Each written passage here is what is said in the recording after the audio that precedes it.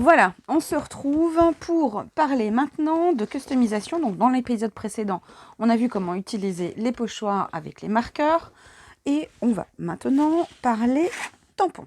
Parce que c'est vrai qu'on a plein de tampons et c'est vraiment dommage. Des fois, j'étais frustrée de me dire, oh là là, je mettrais bien ce type de tampon en customisation sur mes organiseurs ou sur mes produits. Alors, ça peut aussi recouvrir un tissu que l'on va que l'on va utiliser pour recouvrir la couverture d'un album et pouvoir intégrer des tampons dessus. Quand on est sur un tissu à plat, c'est beaucoup plus facile d'ailleurs de travailler sur un produit, un tissu à plat avec des tampons. Pour les autres, on a vu pour l'instant les pochoirs et vous verrez qu'il y a aussi les die, ce que je vais utiliser pour customiser la console Nomad.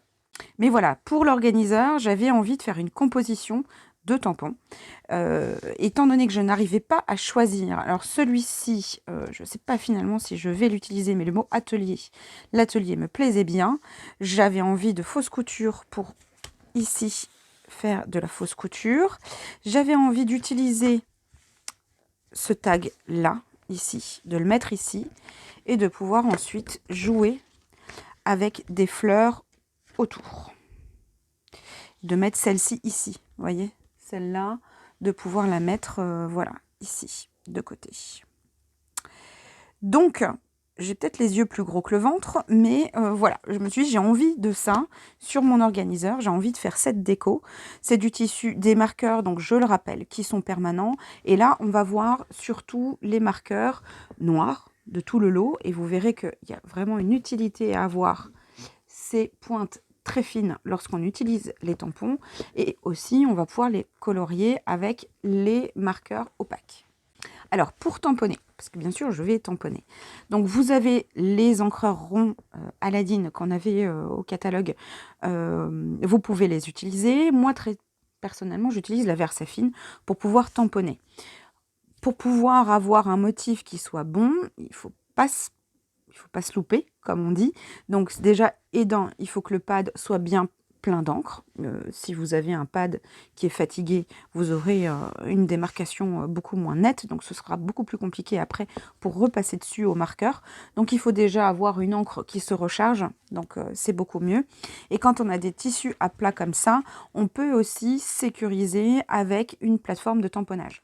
Donc moi là je vais prendre la Misty. Alors je ne sais pas si je prends celle-ci. Je vais voir un petit peu ce que ça donne. Ouais, je vais réussir à tamponner. Sinon si vous avez la Memory, vous prenez la Memory, vous aurez plus de facilité à faire tout ça. Voilà, donc je vais démarrer. Alors par contre je vais peut-être me mettre plus en zoom. Parce que là c'est un peu plus... voilà, je vais rapprocher la caméra pour que ce soit plus visible pour vous.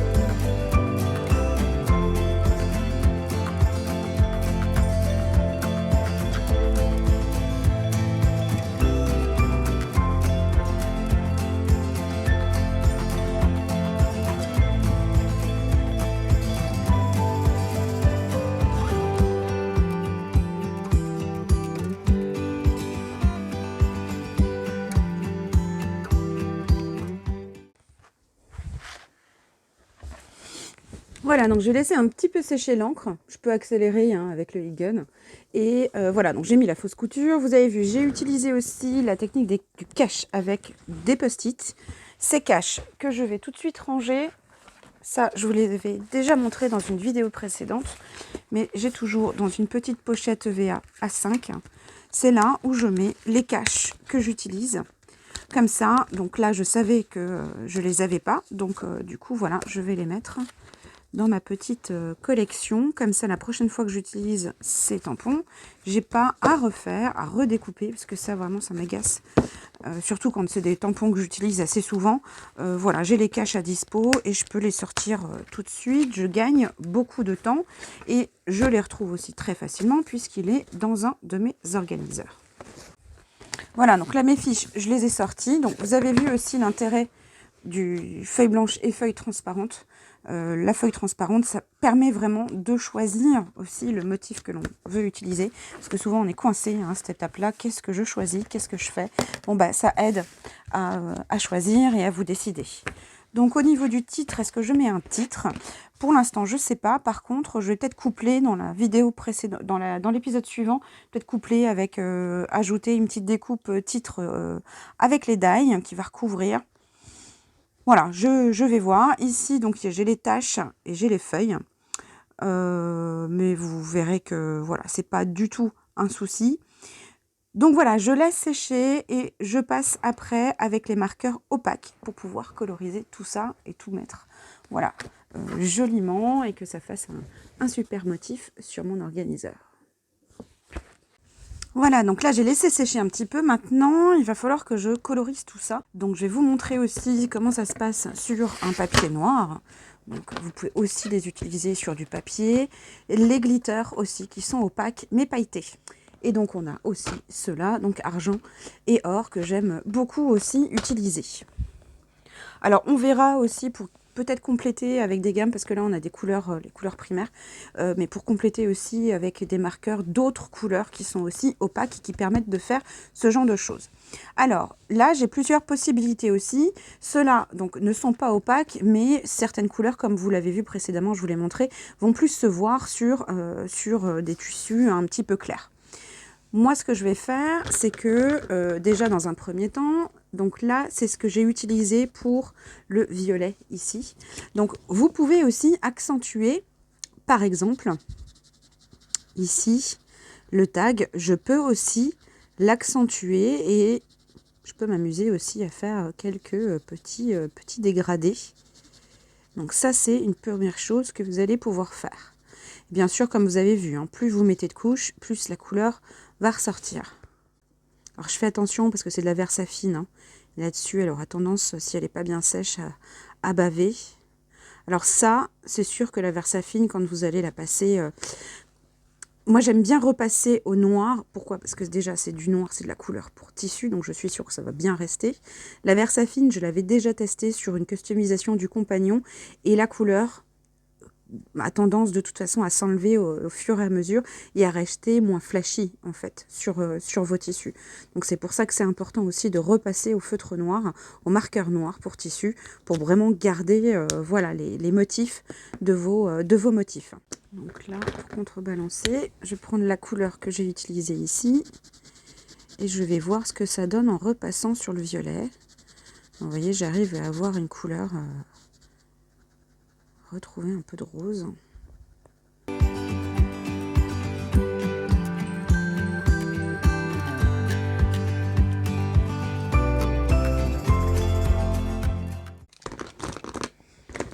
Alors, argenté ou doré pour la fleur? Je vais la faire dorée. Donc, je vais prendre celui-là. Donc, ces marqueurs-là, ici, donc il faut les activer. Donc, normalement, j'en ai laissé un peu blanc, qui soit vierge, je n'ai pas encore fait. Voilà, celui-ci, par exemple. Donc, et ils s'activent assez facilement. Donc déjà, c'est des marqueurs avant de les utiliser. Donc du coup, il y a une petite bille dedans. Donc il faut les secouer un petit peu. Mais pour activer, alors là, je ne vais pas accélérer. Je vais le faire vraiment en live. Pour vous montrer, vous voyez, la couleur, elle commence déjà à descendre. Ça va relativement vite.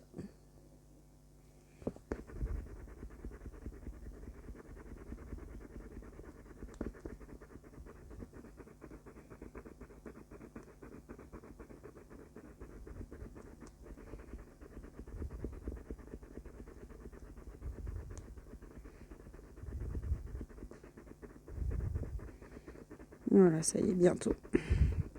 Donc ça, vous le faites hein, soit sur un bloc acrylique, soit sur un tapis mix média. Une chute de tissu. Donc voilà, vous voyez, c'est bon. Le marqueur est bon et prêt à être utilisé. Moi, je vais prendre l'or. Alors, au niveau, ça tombe bien. Là-dessus, voilà, là, je me suis amusée à tamponner une fleur et puis je l'ai colorisée en rouge. Voilà, qu'est-ce que j'ai fait encore? Là, il y a une étoile, etc.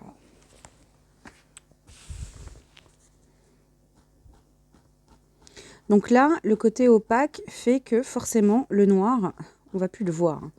Donc, j'essaie de colorier pour qu'on voit encore un petit peu le noir, que je puisse repasser ensuite après au marqueur noir. Mais la pointe est assez maniable, on va dire, même pour les petits espaces. Donc on arrive vraiment à coloriser assez facilement nos motifs.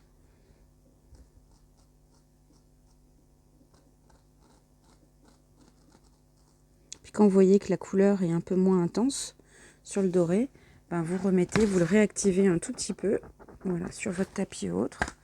Puis la couleur va revenir.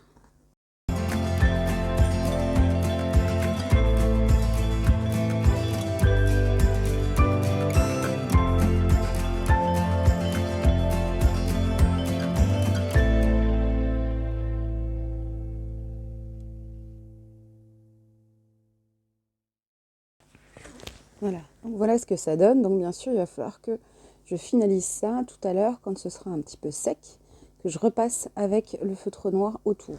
Donc je vous disais aussi que sur un papier noir, donc vous pouvez aussi utiliser ces marqueurs. Donc là, il y a l'or.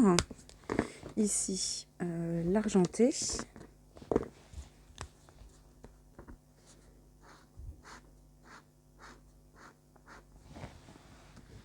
Voilà, il faut que je le secoue.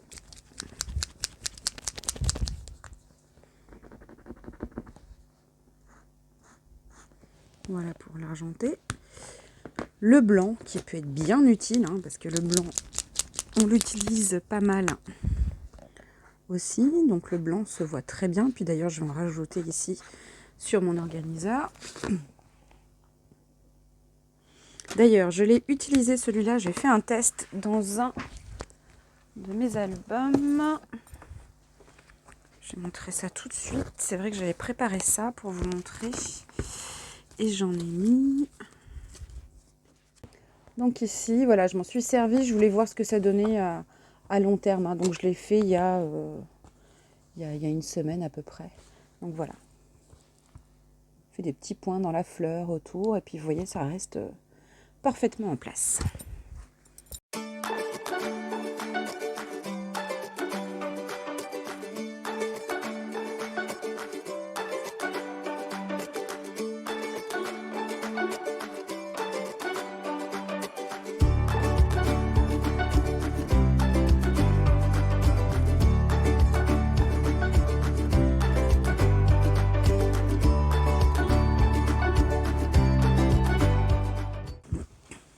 Voilà, donc je vous montre un petit peu. Donc vous voyez, c'est pas très... les motifs, bon, déjà se ressortent, hein, pas mal. Ils se ressortent bien d'ailleurs sur le tissu. Par contre, voilà, au niveau fignolage, vous voyez, au niveau du blanc, je vais vraiment repasser tous les motifs en noir. Ça redonnera encore plus, voilà, ça fera encore plus ressortir les motifs. Par contre, je vais attendre un petit peu que ça sèche. Alors, vous avez pu le voir hein, lorsque j'ai dessiné. J'ai pas ici, j'ai posé ma main. Donc, vous voyez que ça sèche quand même relativement vite. J'en ai pas partout et ça n'a pas bavé. Donc, c'est plutôt bien. Voilà, donc je laisse un tout petit peu sécher. Et puis après, je vais repasser. Alors, par contre, ce que je vais faire avant, je vais encore repasser une nouvelle fois de la couleur ici au milieu pour accentuer encore la couleur de mon violet et de mes roses, parce que je vais remettre un petit peu de blanc aussi à l'intérieur pour faire ressortir les tags. Mais avant de le faire, je repasse un petit coup de couleur.